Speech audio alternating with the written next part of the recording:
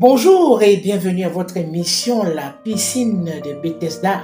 Je suis l'ancien Gervais Daniel Sengui, membre du conseil d'administration du groupe Israël. Dans le livre de Matthieu au chapitre 7, le verset 7 et 8, il est écrit « Demandez, l'homme vous donnera. Cherchez et vous trouverez.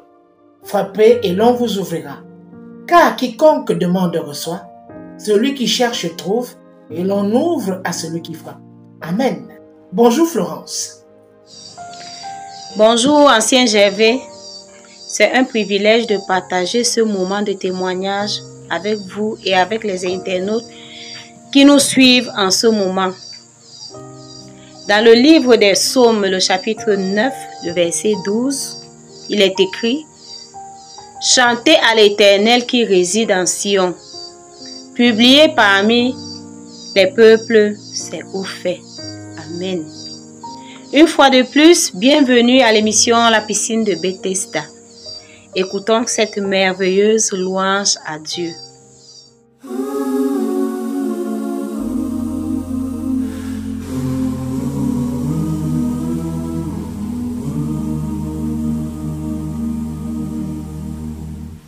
Je t'exalterai, Seigneur, parmi toutes les nations. Je célébrerai, je chanterai ta gloire, car ton immense amour s'élève jusqu'aux nues. Ta fidélité jusqu'aux cieux. Seigneur, élève-toi au-dessus des cieux, que ta gloire remplisse l'univers. Seigneur, élève-toi au-dessus des cieux, que ta gloire,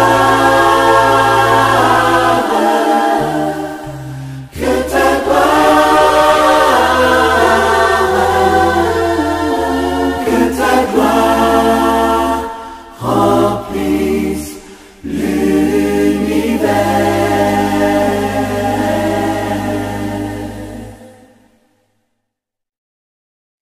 Amen. Gloire à Dieu pour cette merveilleuse louange qui nous transporte vers le ciel. Aujourd'hui, nous avons le privilège du témoignage de la sœur Julienne Anne Tchimi Massiné. L'émission La piscine de Bethesda est heureuse de vous avoir aujourd'hui sur le plateau. Pouvez-vous vous présenter aux nombreux internautes qui vous suivent en ce moment? Bonjour monsieur, je m'appelle Timi Massiné Julienne Agnès. Je suis camerounaise d'origine dans la région du centre, département du Mbam et Kim. Je suis institutrice de l'enseignement maternel et primaire. Je réside dans la ville de Mbalmayo où je suis en service et je suis membre de l'église adventiste du 7e jour de Mbalmayo Centre.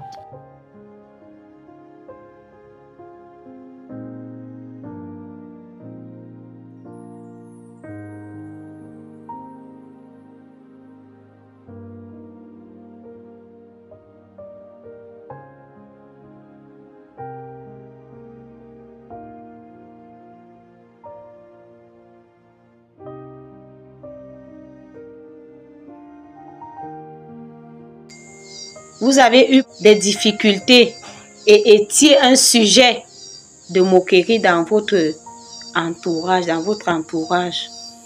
dont vous étiez victime de la part de votre voisinage. Pouvez-vous nous expliquer comment Dieu s'est manifesté en votre faveur? Oui, bien sûr. J'ai été la risée de tout le monde. mes copines, les voisines, l'entourage, mes collègues, parce que jusqu'à l'âge de 37 ans, je n'avais pas d'enfant, je n'arrivais pas à enfanter. Toutes se moquaient de moi. J'avais même une collègue qui, à chaque fois qu'on se rencontrait, que ce soit à l'enceinte de l'établissement, que ce soit dans la rue, elle crachait en me voyant et me lançait des petits mots. Elle disait, tu n'as même pas honte, tu n'as pas d'enfant, le jour de ta mort, qui va te pleurer, il n'y aura même pas un chat à côté de toi pour miauler. Bon, ça me faisait mal, il m'arrivait parfois de pleurer. Durant cette période difficile de votre vie, quelle a été votre réaction face à ces personnes qui ne cessaient de vous rappeler votre triste situation? Bon, ma réaction face à tout cela, il m'arrivait parfois de pleurer, je m'enfermais dans la chambre, je pleurais. Et parfois, j'allais me plaindre chez le pasteur, le feu pasteur Mekebokono Emmanuel. Parfois, j'allais me plaindre chez ma maman. Le pasteur, lui, parfois me disait, garde silence, l'Éternel combat pour toi. Et j'avais même été surprise, il a inscrit mon nom dans un groupe de prière qu'il dirigeait. Il priait beaucoup pour moi. Et il m'arrivait parfois de me plaindre aussi chez ma maman. Je me rappelle une fois, une maman voisine m'avait interpellée pour me dire ma fille, vous les femmes stériles comme ça, vous avez la paix, alors que nous qui avons des enfants, les enfants nous dérangent. J'étais allée me plaindre chez ma maman. Elle m'a dit reste tranquille, ne lui réponds pas. Je suis restée tranquille. Mais il m'arrivait parfois de m'enfermer. Je me rappelle une fois, je me suis enfermée dans ma chambre. J'ai pleuré, j'ai beaucoup pleuré et après avoir pleuré, je me suis mise à chanter, à dire à Dieu, je veux mon miracle aujourd'hui, je ne retournerai pas les mains vides, Seigneur. Pouvez-vous nous expliquer comment Dieu s'est manifesté en votre faveur? Oui, bien sûr, bien sûr. Il m'est arrivé une nuit, j'ai rêvé que venait me donner un gros bébé garçon. Je me suis plaint, j'ai dit, mais je n'aurai pas la force de pouvoir nourrir, garder cet enfant, l'entretenir. Et c'était mon feu papa, il m'a dit, voilà de l'argent, voilà la nourriture. La nourriture en question, c'était notre plat, un plat préféré du Cameroun qu'on appelle vulgairement le sanga. Et avec beaucoup d'argent. J'ai donc pris le bébé, j'ai pris l'argent, j'ai pris le sanga, je me suis mise à manger. Et je me suis réveillée, je me suis mise à prier, j'ai beaucoup prié cette nuit-là. Et je suis restée tranquille. Quelque temps après, j'ai fait la rencontre d'un garçon parce qu'entre-temps, je n'avais ni petit ami ni copain. Après, j'ai fait la rencontre d'un jeune garçon enseignant de mathématiques. Nous nous sommes mis en relation et à peine la relation a commencé, je me suis retrouvée enceinte. Je suis tombée malade, très malade. J'ai pris quelques médicaments, comme on le dit vulgairement. J'ai fait l'automédicamentation. Et après, je suis allée à l'hôpital. Arrivée à l'hôpital, le docteur, sa première réaction a été de me demander de faire un test de grossesse. J'ai ri, je lui ai dit, mais docteur, je ne suis pas enceinte, je suis malade. Il m'a dit non, on va faire le test de grossesse. Quelle est la date des dernières règles? Je n'en revenais pas, je ne pouvais pas me rappeler parce que c'était comme ça dans ma tête. Finalement, je suis allée au laboratoire, j'ai fait un test de grossesse qui s'est avéré positif. Il m'a donc prescrit juste quelques antipaludéens. Il m'a demandé de revenir pour commencer les visites prénatales. Je suis rentrée, arrivée à la maison, j'ai informé le garçon qui m'a dit contente-toi de ta grossesse. Je me suis encore mise à pleurer, j'ai beaucoup pleuré, beaucoup. Je suis revenue rencontrer le médecin. Je lui ai dit que vraiment je ne pouvais pas m'en sortir parce que le garçon m'a tourné le dos.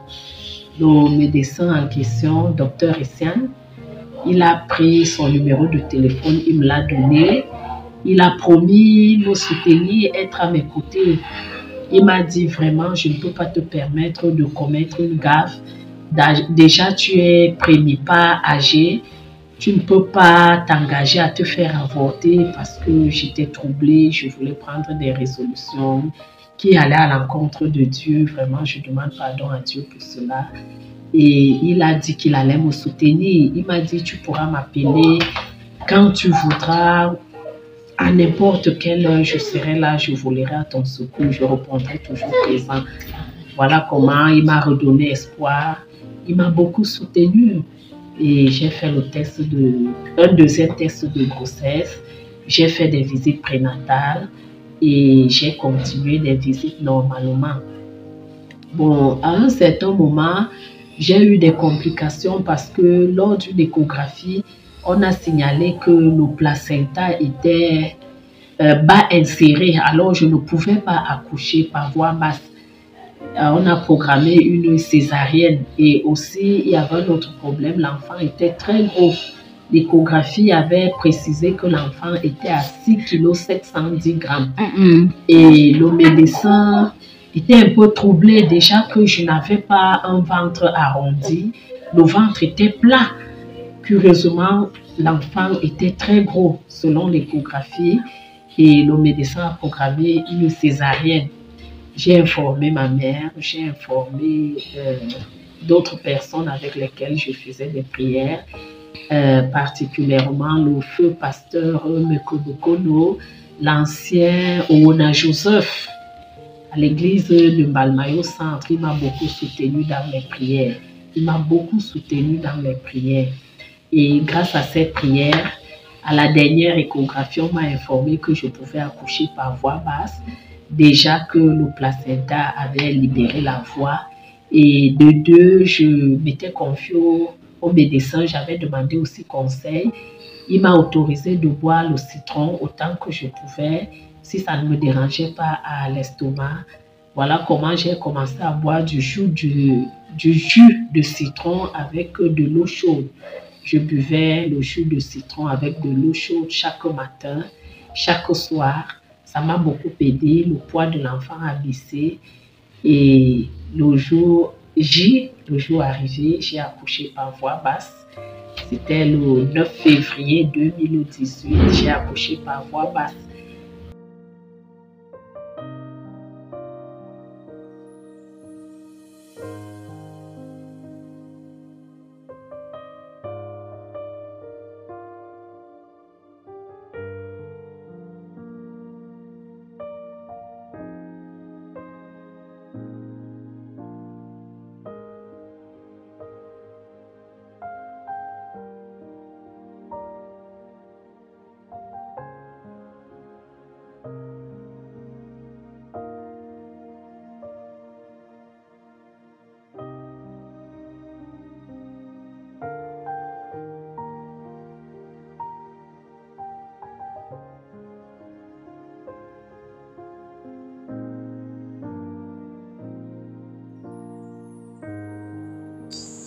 Parlez-nous de votre expérience à l'église adventiste du 7e jour à Mbalmayo avec le pasteur Aboumo, Alexandre le Petit. Mon expérience à l'église de Mbalmayo, c'est que à l'âge de 2 ans et demi, mon fils a développé une fièvre qui ne le quittait pas. Il a fait plus d'1 an avec une fièvre qui était à 40, 41, 42. J'ai été plusieurs fois internée à l'hôpital chinois, à l'hôpital de district de Mbalmayo. Curieusement, tous les examens ne révélaient rien. Les examens étaient toujours négatifs. J'ai fait l'hémoculture plusieurs fois. J'ai fait des examens, des radios, des échographies. J'ai su même aller faire le tubage gastrique qui s'est avéré négatif. Et à un moment, il a commencé à gonfler. Il gonflait, il prenait, ce n'était pas du poids, mais il gonflait au point où les yeux s'étaient même fermés. Je suis repartie à l'hôpital. Cette fois-là, le médecin m'a dit qu'il n'en pouvait plus. Il m'a référé à la fondation Chantal Biya. Je suis partie à la fondation. J'ai passé là-bas plusieurs examens qui se sont avérés aussi négatifs. Je suis allée à Gilead Medical Center et là-bas, comme il sortait aussi des ganglions au niveau du cou et des joues là, le médecin a décidé d'opérer, prélever et faire examiner. J'ai pris rendez-vous avec lui, j'ai même payé les frais. La veille de l'opération, j'ai fait un rêve où on opérait mon enfant et il est décédé. Le lendemain matin, au lieu de me rendre à l'hôpital, j'ai plutôt appelé le médecin. J'ai annulé le rendez-vous. Je suis rentrée cette fois-là à la fondation Chantal Biya. J'ai passé d'autres examens qui se sont toujours avérés négatifs. Je suis allée à Bethany. J'ai fait des examens là-bas qui étaient toujours négatifs. Je suis allée à Cérimène, j'ai fait l'échographie qu'on avait prescrit et la radio thoracique. Tout cela s'est avéré négatif. Je suis allée au laboratoire Prima. Là-bas, on a fait des prélèvements et envoyé en Europe. Les résultats sont revenus 3 semaines plus tard. Tout était négatif. Je suis rentrée rencontrer un médecin à la fondation Chantal Biya. Cette fois-là, on m'a référé en oncologie. Je suis donc allée rencontrer un oncologue, le docteur Djongwe Rodrigue, parce que l'enfant avait toujours des ganglions qui sortaient. Il m'a prescrit plusieurs fois le frottis sanguin. J'ai fait le frottis sanguin, je crois, 4 ou 5 fois au centre Pasteur, qui s'est avéré toujours négatif. Et un jour, il m'a appelé dans son bureau. Il m'a demandé si je connaissais Dieu. Je lui ai dit oui, je connais Dieu. Il m'a dit d'accord, si tu connais Dieu, je vais te demander d'aller rencontrer un homme de Dieu. Il faut faire des prières pour cet enfant parce qu'on a déjà tout fait, on a tout essayé. On ne décèle rien. Il faut aller rencontrer un homme de Dieu. Je me suis donc dit, mais pourquoi j'ai même négligé cette voie? J'ai pris mon téléphone, j'ai appelé le pasteur. À l'époque, c'était le pasteur Abomo Alexandre Le Petit, qui était chef de district à Mbalmayo. Il m'a dit qu'il était sur place.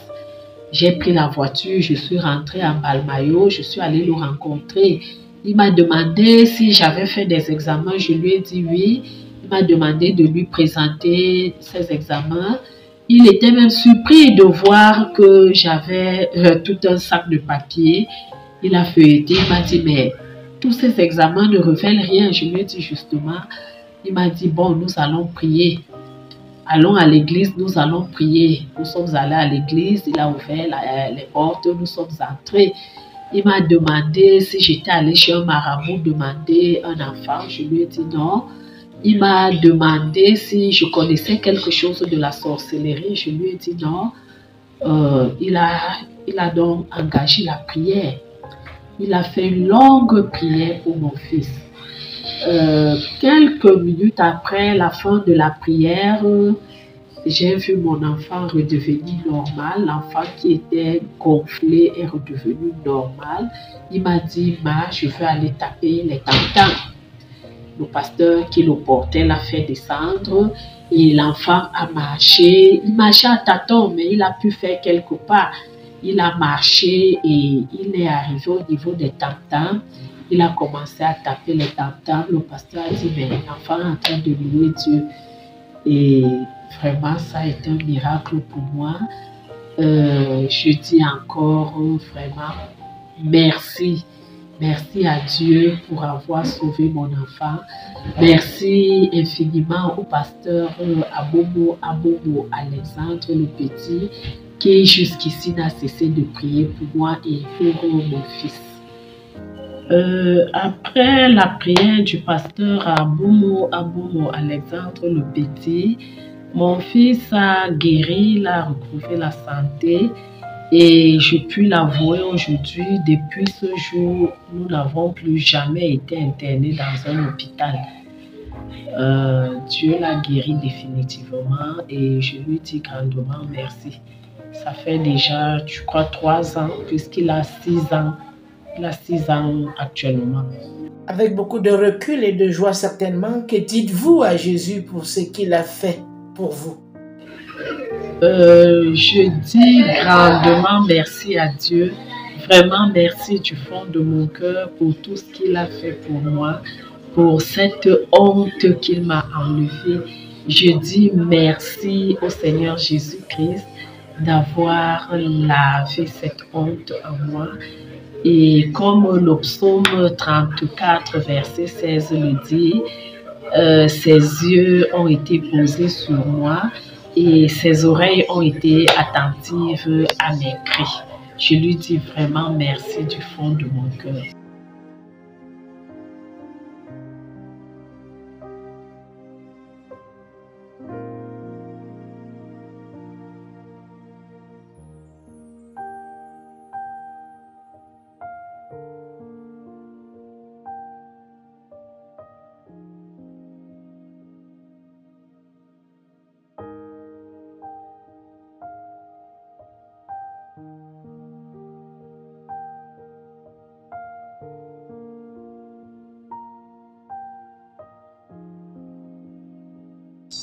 Après avoir été vous-même témoin de ce que Jésus vient de faire pour vous, quel conseil avez-vous pour des milliers d'internautes qui vous suivent en ce moment?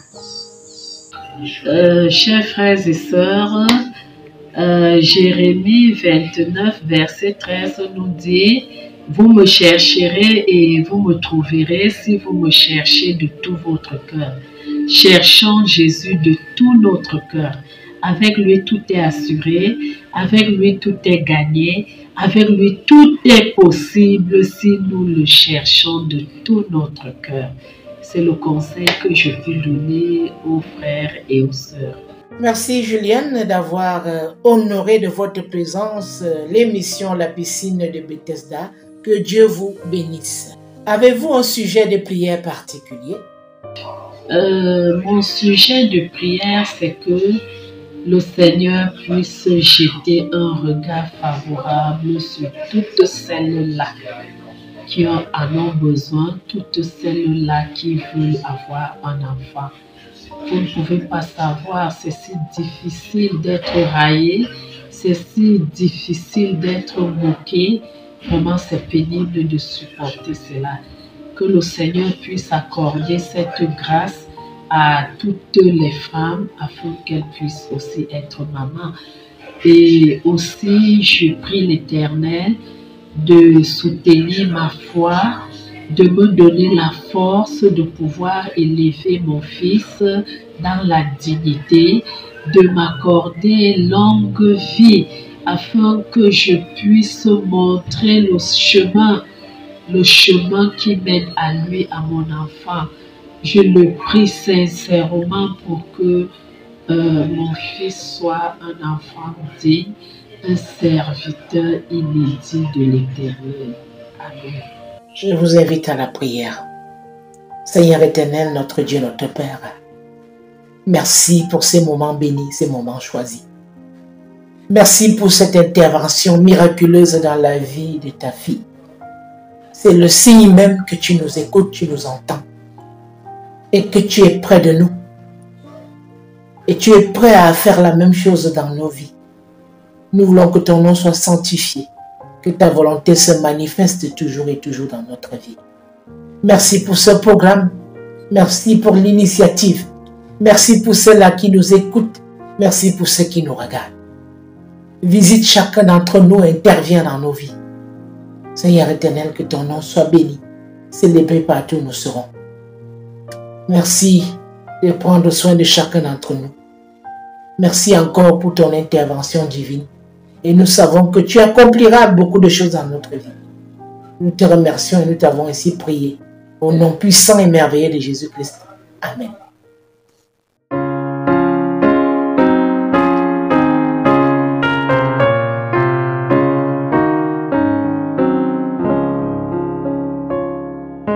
Gloire à l'Éternel, qui a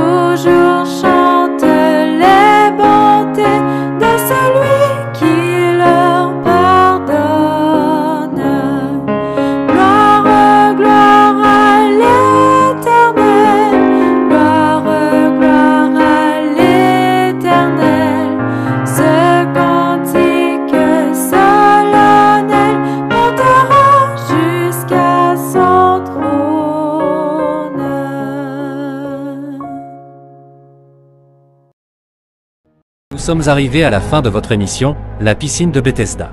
Il est écrit dans Matthieu chapitre 7 versets 7 à 8, « Demandez, et l'on vous donnera, cherchez, et vous trouverez, frappez, et l'on vous ouvrira. Car quiconque demande reçoit, et l'on ouvre à celui qui frappe. » Sur ce, je vous souhaite bonheur et prospérité. À mercredi prochain.